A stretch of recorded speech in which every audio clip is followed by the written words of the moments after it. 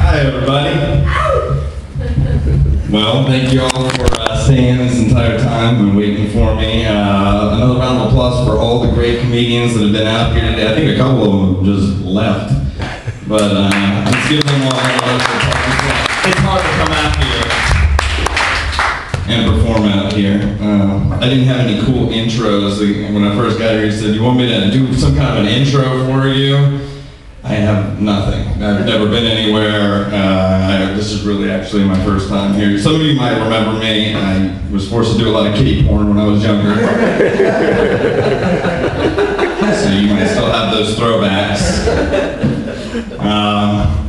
I've heard some good jokes in here tonight. A lot about politics, religion. I was told never talk about politics and religion, but I mean, if you guys are going to be the icebreakers, I'm going to switch it up.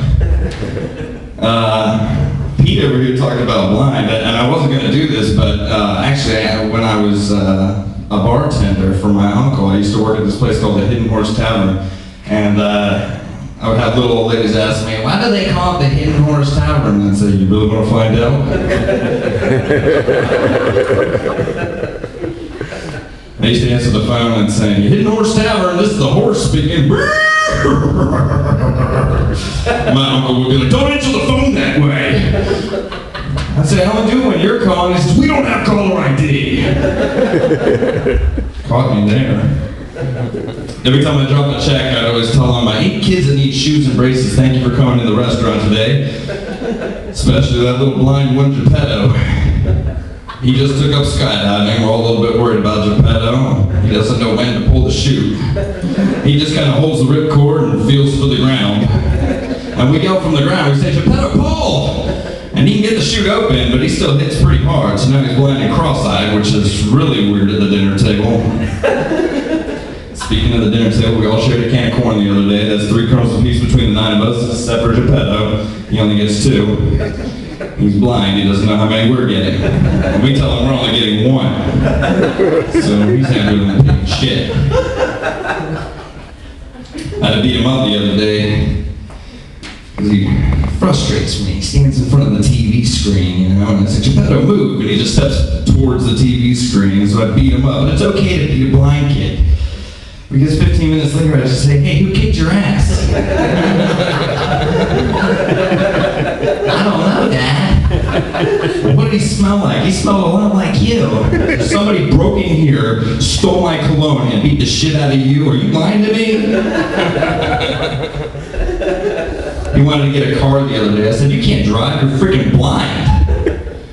He'd say, "Well, there's Braille on the drive-through ATMs." I said, "You're right." So I bought my car, but I took all the wheels off of it, left it on cinder blocks. Now he just sits in the driveway, hits the gas pedal, I got a little fan hooked up. He feels out the car for other cars. Every now and then I go and hit the horn on my car and I say, "Get off the road, buddy. What are you, blind?" And he cries.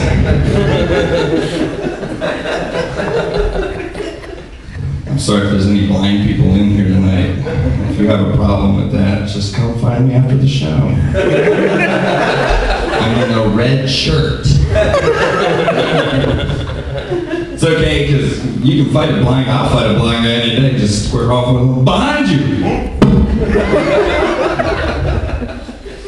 That's easy. My name is Jason Goldberg. I'm not Jewish. My father is Jewish, my mother is Episcopalian. My father asked me when I was 5 years old, he said, "Son, what would you like to be? Jewish like your father, or Episcopalian like your mother?" And I said, "Well, Dad, what day is Hebrew school?" He said, "Saturday, son." And then I said, "What day is Sunday school?" He said, "Sunday, you dumbass." And I said, "How long is Hebrew school?" He said, 2 hours, and Sunday school is only 1 hour. This did not take brain surgery. And he tried to bribe me too. He said, "When you turn 13, you get a bar mitzvah, and they give you lots and lots of money. Lots and lots of gifts and lots of money." And I think that's why Jewish guys are such great financial planners later on in life, because they're actually financially planning when they're 5 years old. For 13. That's 8 years. I went to my cousin's bar mitzvah. And he was walking around going, "Come on, Uncle Lou, what do you got? $200? Are you kidding? I had to learn another freaking language, which I will never use, ever!" Learning Hebrew or Yiddish or whatever you call it, you're never going to use that ever again. It's like learning Shakespeare in high school. What do you do for a living? Lawyer. Okay. When you've been in front of a bunch of people in the courtroom, has anybody said, yes, we're sort of believing your client, but what did Hamlet say to his brother? For the win here. Great job. Of course, the only difference between Hanukkah and Christmas is when you get a gift on Hanukkah, they tell you where they got it and what a deal they got on it. I got that boombox at Price Club for $6.99. Right?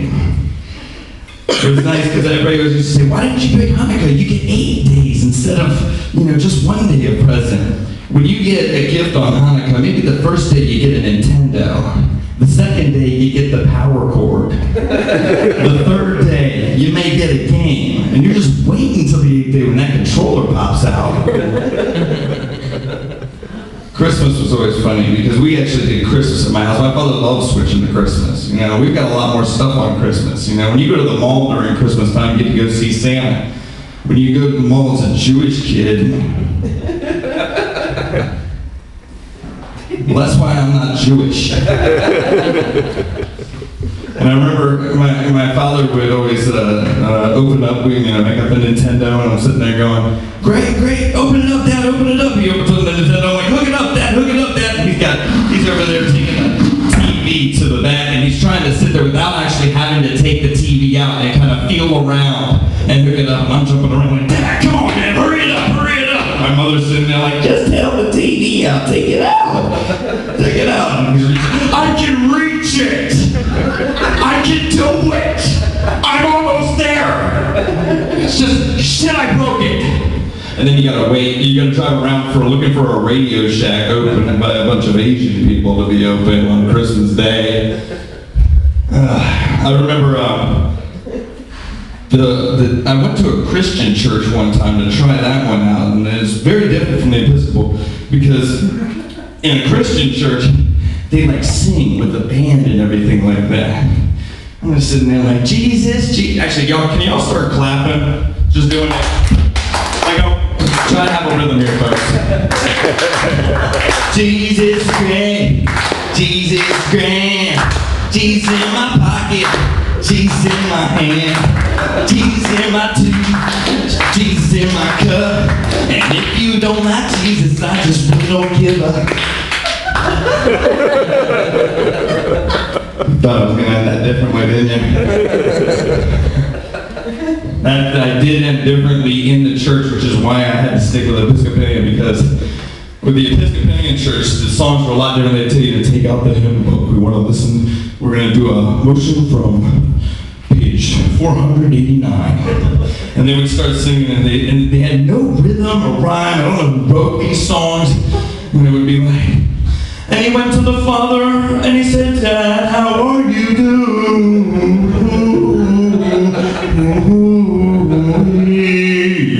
And I'm trying to keep up with the guy next to me.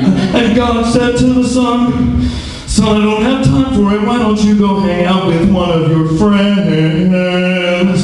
So Jesus went to Judas, and he said, Judas, can I ask you a question? And Judas said, Jesus, I don't have time for your crap. I'm going to go hang out with my buddies on Romans. By the way, what's your street address? And could you be specific?